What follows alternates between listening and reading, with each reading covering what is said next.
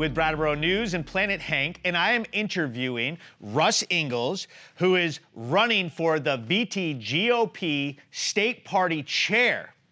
And we just had a forum here in Rutland, and we had an opportunity to hear from all of the candidates. How are you, Russ? I'm doing great. Thank you for having me in today. Yes, sir. Very excited to do this interview with you. Me as well. We've tried a couple times, and I think it's been equipment failure on my end, which has been very discouraging, but I appreciate your persistence and glad to be here. So we're just going to get it done this way, and I think that it's huge because the Paul Dame interview that I did on my podcast came out very well. Yep.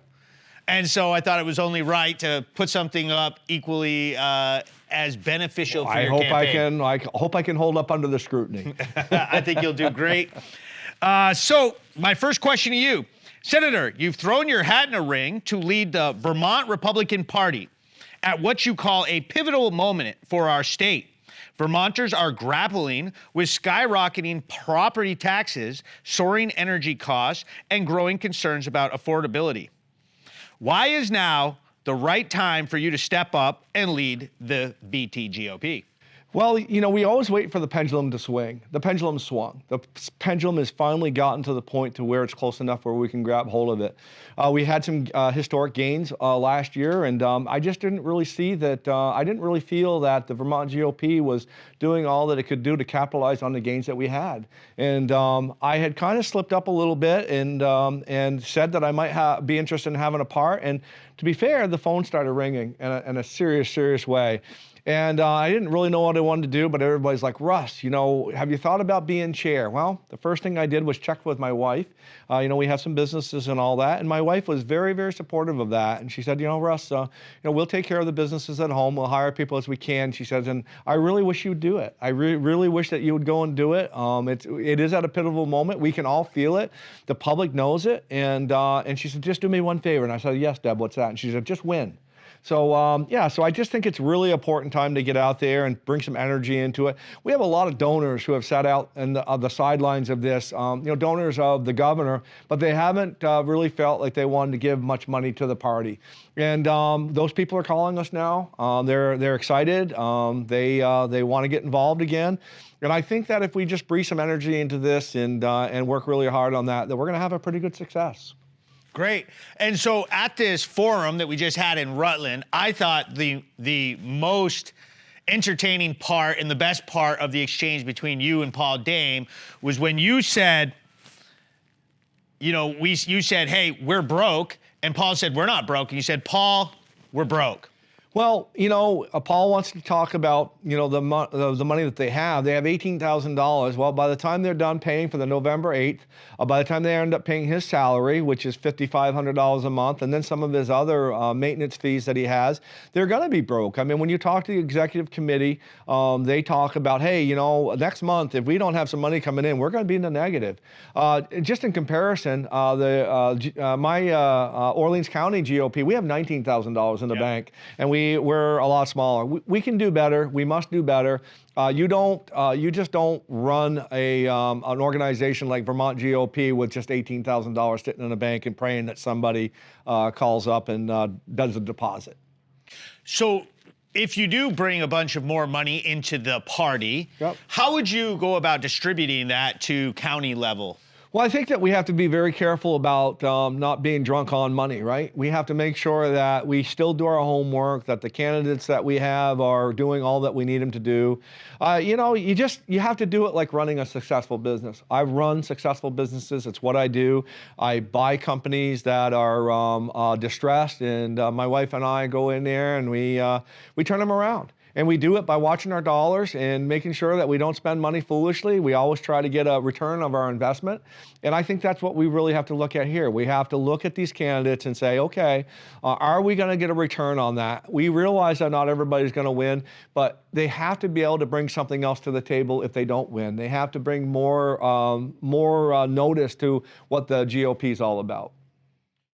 Great. So let's talk about your vision for the party. You've laid out 4 key pillars: fundraising, candidate recruitment, engaging young voters, and building a team culture. Can you expand on those for us, please? Yeah, we have what we think is probably 50,000 voters that are probably not voting in the state of Vermont right now. The blue collar people that are leaving for work at 6 o'clock and coming back at 7 o'clock at night. They're just traditional Republican voters. They don't believe in mail-in ballots. They don't believe in voting early. They believe on going on that day and voting. We've got to engage them better to make them believe that that it is so important that they do vote, and we're working really hard on that. We also have kids that have been treated horribly in the school system. They've been called racist. They've been masked up. They've been forced to learn at home, and they were smart because they knew that if they really uprose about that they wouldn't graduate. They wanted to graduate, and also the same with the college kids. They knew that, hey, if I don't toe the line here, I'm not going to graduate, and I've spent a lot of money here. But those people have a lot to say right now. They really, really do. They want to be listened to. They want to be heard. We need to bring them into our party and not give them a small role. We need to give them a big role and have them sit there and tell us what we did to them so that we never do it again. I'm organizing as far as in companies, culture. People just have to respect one another. We have to stop the infighting that we might have within our own party and realize that the enemy isn't us. The enemy are the progressives that are out there that are damaging Vermont deeply. And I will work really, really hard on that. And fundraising, we have just a lot of people who are waiting. They want to make sure, they've told me point blank, Russ, we are ready to contribute, but it's got to be you. It's got to be you. I know that Paul had said, hey, Russ, why don't you bring some of that money? And Paul, I'm sorry, but they don't want the failed policies of what we've had in the past. They want to see new life, new excitement, better results. If it hadn't been for the Chittenden County businessmen that we are very thankful for to dump in their own dollars and go out and do recruitment, we would not have had the turnaround. We can put as much credit to the county and the town folk that did really well as far as endorsing their candidates and supporting them organically. But we have to take the lead. We can't wait for others to do with what we should be doing. It seems like Paul keeps bringing up that he wants you to defend the seats that we currently have at a Senate level, and that he is not looking forward to adding new candidates. Well, I think that we need to, a failure on my part would be that if we got through 2026 and we didn't have control of the Senate, that would be a huge failure. We can win, we can pick up 3 more seats, and that's what we need to do. But just as importantly, we can't forget about the House. There are so many seats out there that we just didn't run people. And we have right now, we have Democrats who are kind of tired of this crazy train that they're on with the progressives. They're begging us, please run candidates that are sane, that we can support, that we can vote for, and we'll do that. So they're ready as well. They're tired of the direction of where the state's headed. They want off, and it's up to us to provide the right mix of candidates and support so that we can help them. Yeah, I feel like actually having some money to give would drive having better candidates. Some of the best candidates are going to say, hey, if I don't have the support, then why would I waste my potential doing this, or why would I spend this kind of money into the unknown if the party's not even supporting me, especially financially? Exactly, and we're starting to see bigger crowds come to these meetings that we're having, and we're starting to see more people who have really sat back, and, business people or people that are maybe have just retired, and they're like, you know what, okay, I see it. I've been inactive for way too long. I need to jump back in, and I think that if they were to do that, we would be very lucky. All right, switching gears. You're very well known in the Northeast Kingdom for your radio stations and how you broadcasted Fox News, or you started bringing that into the area, something Vermonters have never had access to before. How will your media experience shape your leadership of the VTGOP and help you connect with Vermonters? Well, I think it's a lot about not just the media part of it, but just about the person that I am. I run companies. That's what I do. I build teams. I sell stuff. I help people. My wife and I have a very deep connection to all the communities that we're in. We've told the food shelves when we bought the radio stations, hey, look, we know that you've gotten hundreds of pounds of foods. Be ready for tons. I have Oh, I don't even, well, I have a theater group that we pay for every bit of their advertising, and it's very expensive. And we do it because of this.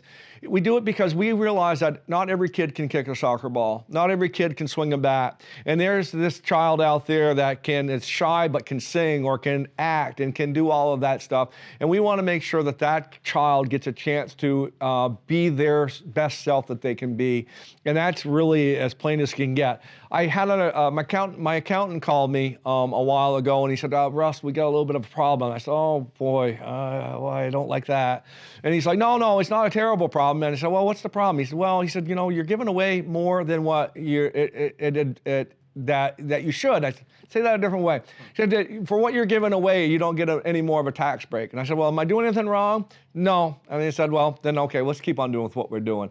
So it's important about as far as the media experience and my experience and my wife's experience and about to be who we are.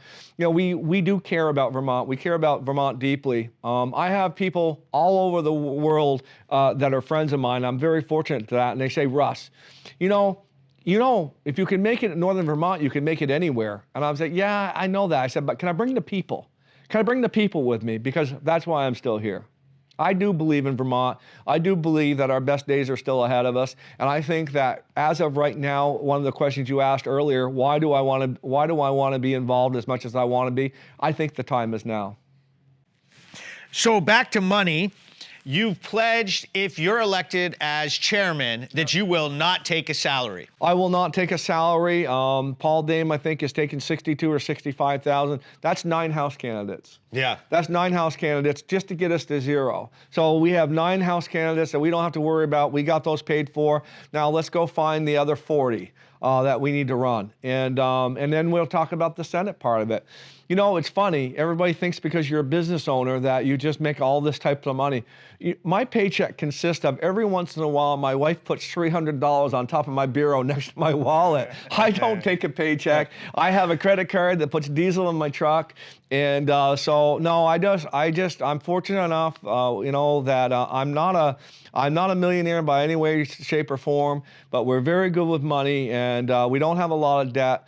And I don't need that. I'm in it to do the right thing. I don't need a paycheck for that. I'm fired up. I want to win. I want to win for Vermont. I think the time is right, and I don't need money to do that. That doesn't fire me up. What do you think the problem is right now, or has been in the last few years, for fundraising? Why is there such a lack of money? I think there's been a lack of fundraising, for one. I mean, I want to bring, I talked in the forum today about it, but I want to put a committee together of donors in themselves. Let's put donors dialing for dollars, because they know who to call, and they know all the objections that they're going to get. So these donors that are willing to help us out, because they are willing to help us out, let's put them together. But I think a lot of it is that they just haven't liked the direction. They just didn't really think the direction was right of where the VTGOP was headed. And nobody wants to support a loser. They want to support winners. And so I think that we're going to breathe enough energy into this that they're at least going to be willing to give us a chance, and we need to show them quickly that their money wasn't wasted, and I think we can do that. I think that it's very important to set the tone of winning. Yes. It's very fun when you're winning, even at just I'm putting my ballot in a ballot box. I want to win that election, and I feel like a lot of our Republican voters get the what's the pointism, and then they don't vote. They go, well, we've lost for all these years, or in this county is always blue, so what's the point? I'm tired from work, I'm not gonna vote. And so setting the tone up like we're gonna win definitely makes people wanna get involved. I think the Democrats have done one fantastic thing, and that is demoralize the Republican voter. Yeah. I think that they've done a really nice job with that. We need to do a better job and counteract that. We need to find ways to get those people to the polls and get them excited. It's my take that if somebody runs for dog catcher, you ought to go vote. And we wanna get back to that. So a huge issue in Vermont that comes up in all kinds of debates is the public safety concerns that we have in crisis in some of our cities, Burlington, Brattleboro, Rutland. We've got opioid addictions. We've got a cocaine epidemic. We're number 2 in the entire country for cocaine usage rate, which is out of control for crack cocaine. How would you lead VTGOP to handle public safety issues, and what direction as far as support would you send? Well, I like I like what the governor's done first. I want to give the shout out to the governor. I think that bringing that other court into Chittenden County has been a very great idea. And I also like the fact that I saw today that they're actually going to bring state police foot patrols back into the city. I wish that the city in itself would do that, but you know, I do like that the governor called their bluff, said that he wasn't willing to do anything about it. And I do think about, you know, a lot of people say, well, you know, they should just go, and they're the ones that created that problem, and they should just kind of handle it themselves. But I think the other way. I think about the people that actually didn't, you know, that are there, that are being affected, and they are the poorest of the poor, and these problems are affecting them, and they're getting punished for it. So I'm very thankful for what the governor has done. I also think that we can do a better job as far as I think that we can do a better job as supporting candidates to run against some of these prosecutors. I know that there's a lot of people who are asking us to put up a good candidate against Sarah George. I think we can do that. I think that we have to really look seriously at running those candidates in a strong way. We have to do a better job legislatively. We have repealed or stopped the Democrats from being able to push the age up to 26 years old. That would put those people in a child court. That is ridiculous. They were trying to push it up to 21 or 22. We've got it stuck at 20 right now. We need to repeal that. We need to get back to 18 years old. So we have to actually get back to making sure that we have a chance to do a constitutional amendment to make sure that there's no such thing as cashless bail. We have seen over and over again where people have to put cash up. It does change their behavior. So you know, a lot of it is just getting through the storytelling of what the progressives say taking care of crime looks like. We know they're wrong. We feel that we're right. We just have to keep working in the way that we're doing. Another huge issue we have in Vermont is homelessness. Yeah. And with that, the Democrats driving this homelessness spending and draining our budgets, along with programs like the hotel voucher program, which is a flashpoint in cities like Brattleboro, where this has been devastating for us. How would you take the VTGOP to approach that issue? Well, we spent $700 million on that hotel motel program. You want to talk about throwing money right straight out the door? Yeah. That's where it is. We have shown over and over, and I know that that even some of the state officials get kind of nervous about it. But these people are coming from elsewhere. Yeah. They really are. The numbers exploded just as soon as Massachusetts and New York and New Hampshire and Maine shut their programs down. As soon as COVID was over, they shut them down, and all those people moved to Vermont. And when you talk to the people off camera about what the problem is, they'll say, well, we just don't ask any questions. And what happens is somebody moves in, we are mandated immediately to find them housing. So we find them housing. They call wherever they came from and say, hey, you wouldn't believe this, and oh my God. And then those people show up, and they don't move in with the folks they just found housing for. We have to find them housing. So I think we really have to look hard about, I think we have to do more of the truth telling about really what's going on. There is no way that Vermont has the homelessness numbers organically the way that the progressives have said that they are. We're doing it because we're not tough enough. We don't ask enough questions. You want to see how expensive something can be, make it free. And we've made housing free for homeless for way too long. This drug epidemic that we're having, all the crises that we're having with that, it's just ridiculous. We have to do a better job. We have to get tougher. And sometimes tough love is the best way to do it. And so, I mean, it's a huge issue with spending, and it's all tied together politically, but I think that you're right on that. We need to kind of rein in that spending, and a lot of that starts with getting candidates to run who are going to vote appropriately. Like in my district, Windham County, we have senators who vote to increase voucher programs and homelessness spending, which to me feels like it goes directly against the best interests of our community. Yeah, we have so many poor people in this state already that we do nothing for, and we just add to it. And I don't know what the progressives' love is with drug addiction, but they certainly aren't at all interested in solving it. I mean, they are interested in putting in a place where no drugs are legal nowhere in the world, but bring them here and we're going to allow you to shoot up. Safe injection sites, and that is just craziness. I do a lot. I was just earlier the week. I was at a sober living house that I helped put in Derby, Vermont, and the problem with that is that they have 22 beds, they have 7 filled, and they don't have the funding to fill the other beds. The other beds, and if we were not spending $2 million on the safe injection sites and putting focus on places like that, we would do a lot better job. It's 100%. I've also done just a little bit of personal about me. I like to try to stay away from that a little bit, but I have taken a lot of people kicking and screaming and dropped them off at rehab, and I've been there to pick them up. I've never had anybody, once I picked them up, tell me, I wish you hadn't done that. So, you know, people do want to be better. The trick is you got to get them before they actually die. So we have to, again, I don't know what the progressives' love affair is with drug addiction. Do you think they are profiting off of it? Like there's a lot of high-profile Democrats, donors, politicians who also chair boards and different nonprofits and therapies and practices all throughout the state. You think that plays into it? It could possibly. I'm not involved enough in that to see. But you know what? I think that we could answer that question by just, you know, getting them to answer, why do you love addiction so much? So looking at the race going into November 8th, how do you think that you're doing? Do you have any predictions against you and Paul? Or for your vice chair, how do you think that race is going? Well, I think the vice chair is doing very well. I mean, I support Zach Harvey. He's a great young man. He's very accomplished, you know, for such a young age. And you know, nothing against the candidates, the other 2 candidates that's running. A 20-year-old, I really don't have time to train as far as in vice chair. And you know, and Greg, you know, he's worked really, really hard. But I just think that you know, I'm going to hitch my wagon to Zach.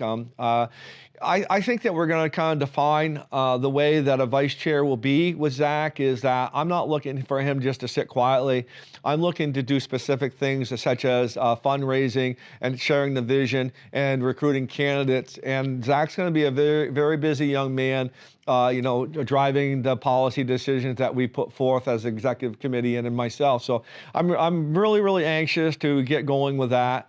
I think the race with Paul and I, listen, the race, the election's on November 8th. I'm working through November 9th, and we're taking nothing for granted. We came down here, there was 9 delegates in Rutland. I came in with the idea that I was 9 candidates down. So we're going to push hard. We're going to keep on telling people what we're about. But I'm very encouraged that the people that are calling me, there's a lot of people are calling me and saying, Russ, you know, just stay with it and do it. They showed up today.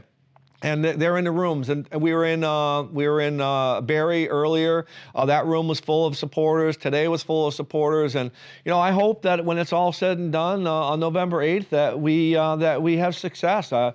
Vermont needs us. We're willing to put the time in for free, but that doesn't mean that they don't get a lot of value. We're anxious to go to work. Great. I'm excited to see what happens November 8th.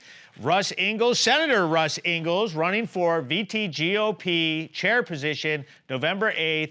Make sure you get out there and vote if you are a delegate. And thank you very much for the interview. You did a great job. Yep.